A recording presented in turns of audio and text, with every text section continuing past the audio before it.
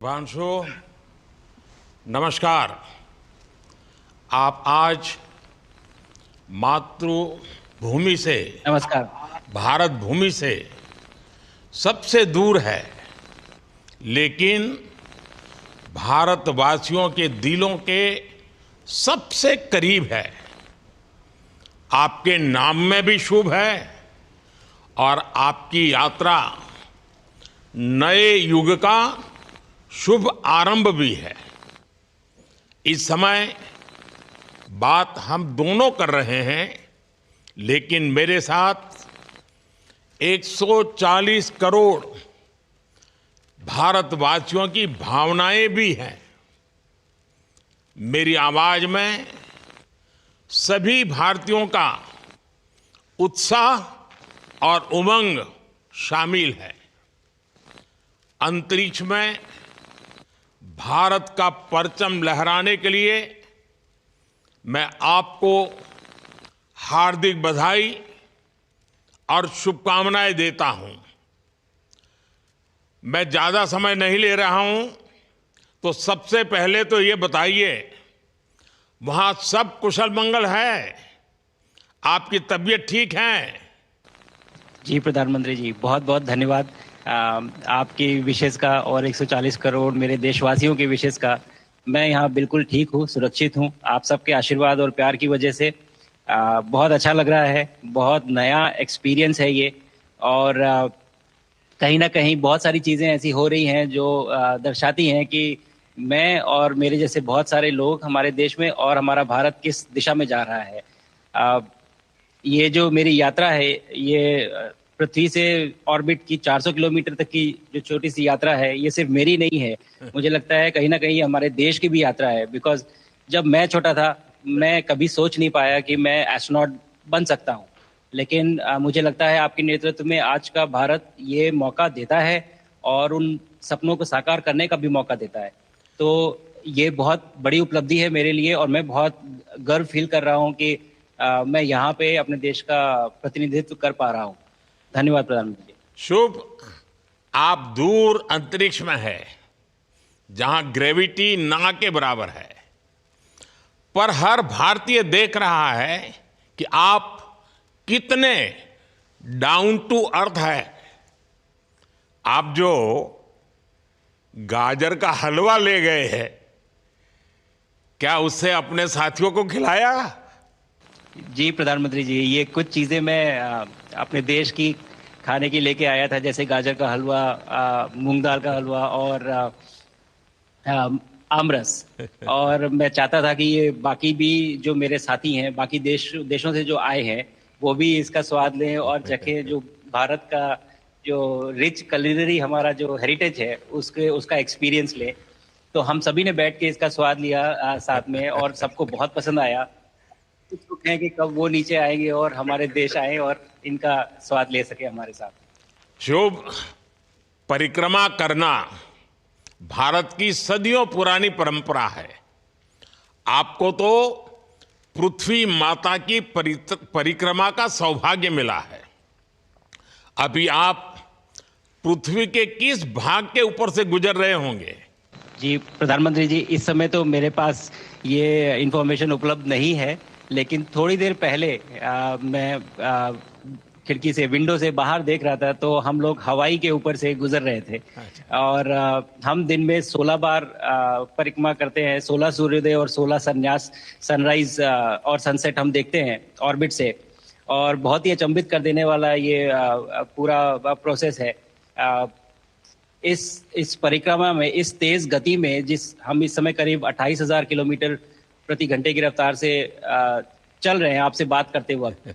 और ये गति पता नहीं चलती क्योंकि हम तो अंदर हैं, लेकिन कहीं ना कहीं ये गति जरूर दिखाती है कि हमारा देश कितनी गति से आगे बढ़ रहा है इस समय, वाह। कि हम यहाँ पहुंचे हैं और अब यहाँ से और आगे जाना है। अच्छा शुभ, अंतरिक्ष की विशालता देखकर सबसे पहला विचार क्या आया आपको? प्रधानमंत्री जी, सच में बोलो तो जब पहली बार हम लोग ऑर्बिट में पहुंचे, अंतरिक्ष में पहुंचे, तो पहला जो व्यू था वो पृथ्वी का था।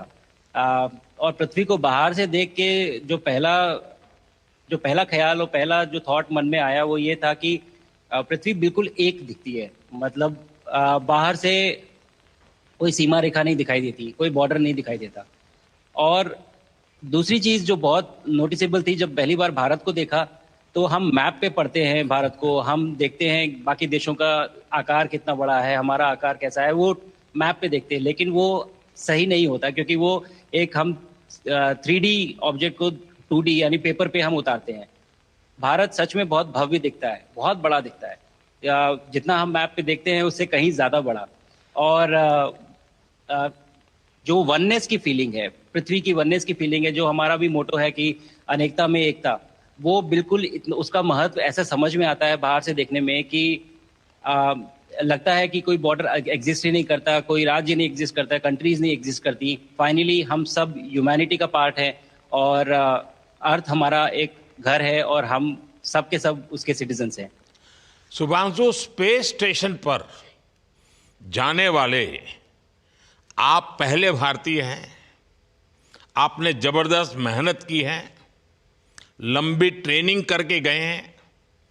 अब आप रियल सिचुएशन में हैं, सच में अंतरिक्ष में हैं। वहां की परिस्थितियां कितनी अलग हैं, कैसे एडप्ट कर रहे हैं?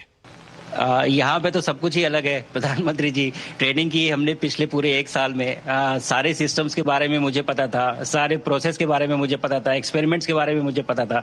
लेकिन यहाँ आते ही सडनली सब चेंज हो गया। बिकॉज हमारे शरीर को ग्रेविटी में रहने की इतनी आदत हो जाती है कि हर एक चीज उससे डिसाइड होती है। पर यहाँ आने के बाद चूंकि ग्रेविटी माइक्रो ग्रेविटी है, एब्सेंट है, तो छोटी छोटी चीजें भी बहुत मुश्किल हो जाती हैं। अभी आपसे बात करते वक्त मैंने अपने पैरों को बांध रखा है, नहीं तो मैं ऊपर चला जाऊंगा। और माइक पे भी जैसे छोटी चीजें हैं, इसको छोड़ भी दूं तो भी ये ऐसे फ्लोट करता रहता है। पानी पीना, पैदल चलना, सोना बहुत बड़ा चैलेंज है। आप छत पे सो सकते हैं, आप दीवारों पे सो सकते हैं, आप जमीन पे सो सकते हैं। तो पता सब कुछ होता है प्रधानमंत्री जी, ट्रेनिंग अच्छी है, लेकिन वातावरण चेंज होता है तो थोड़ा सा यूज टू होने में 1-2 दिन लगते हैं, बट फिर ठीक हो जाता है। भारत की ताकत साइंस और स्पिरिचुअलिटी दोनों है। आप अंतरिक्ष यात्रा पर हैं, लेकिन भारत की यात्रा भी चल रही होगी। भीतर में भारत दौड़ता होगा। क्या उस माहौल में मेडिटेशन और माइंडफुलनेस का लाभ भी मिलता है क्या? जी प्रधानमंत्री जी, मैं बिल्कुल सहमत हूँ।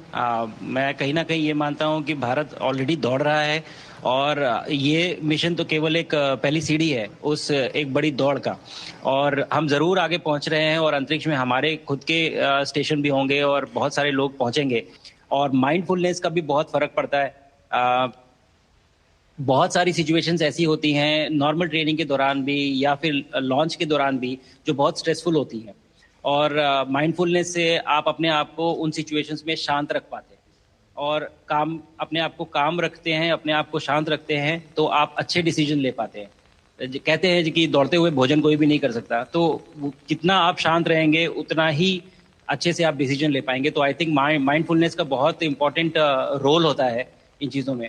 तो दोनों चीज़ें अगर साथ में प्रैक्टिस की जाएं तो ऐसे एक चैलेंजिंग एनवायरनमेंट में या चैलेंजिंग वातावरण में मुझे लगता है ये बहुत ही यूजफुल होंगी और बहुत जल्दी लोगों को अडेप्ट करने में मदद करेंगी। आप अंतरिक्ष में कई एक्सपेरिमेंट कर रहे हैं। क्या कोई ऐसा एक्सपेरिमेंट है जो आने वाले समय में एग्रीकल्चर या हेल्थ सेक्टर को फायदा पहुंचाएगा?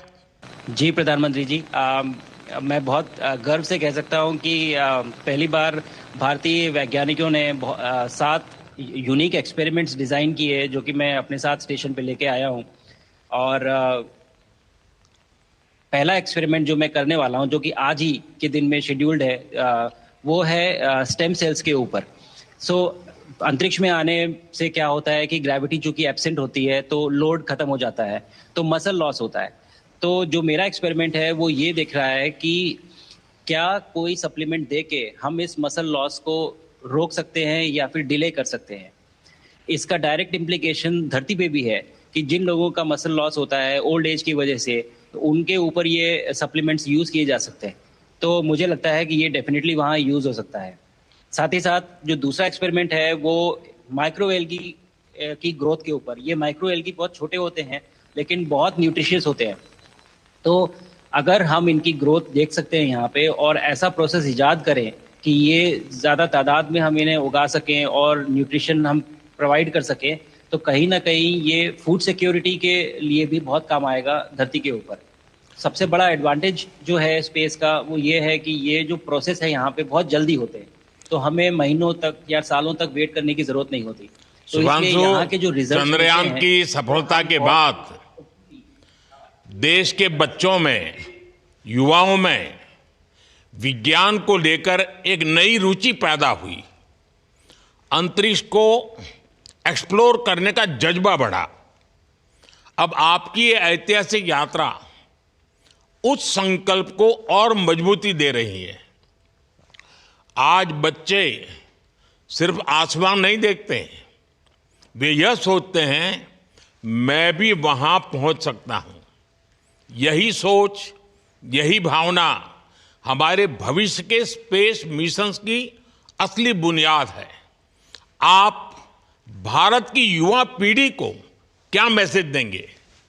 प्रधानमंत्री जी, अगर मैं अपने युवाओं पीढ़ी को आज कोई मैसेज देना चाहूँगा तो पहले ये बताऊँगा कि भारत जिस दिशा में जा रहा है, हमने बहुत बोल्ड और बहुत ऊंचे सपने देखे हैं और उन सपनों को पूरा करने के लिए हमें आप सबकी ज़रूरत है। तो उस ज़रूरत को पूरा करने के लिए मैं ये कहूँगा कि सक्सेस का कोई एक रास्ता नहीं होता कि आप कभी कोई एक रास्ता लेता है, कोई दूसरा रास्ता लेता है, लेकिन एक चीज़ जो हर रास्ते में कॉमन होती है वो ये होती है कि आप कभी कोशिश मत छोड़िए, नेवर स्टॉप ट्राइंग। अगर आपने ये मूल मंत्र अपना लिया कि आप किसी भी रास्ते पे हो, कहीं पे भी हो, लेकिन आप कभी गिव अप नहीं करेंगे, तो सक्सेस चाहे आज आए या कल आए पर आएगी जरूर। मुझे पक्का विश्वास है कि आपकी ये बातें देश के युवाओं को बहुत ही अच्छी लगेगी। और आप तो मुझे भली भांति जानते हैं, जब भी किसी से बात होती है तो मैं होमवर्क जरूर देता हूं।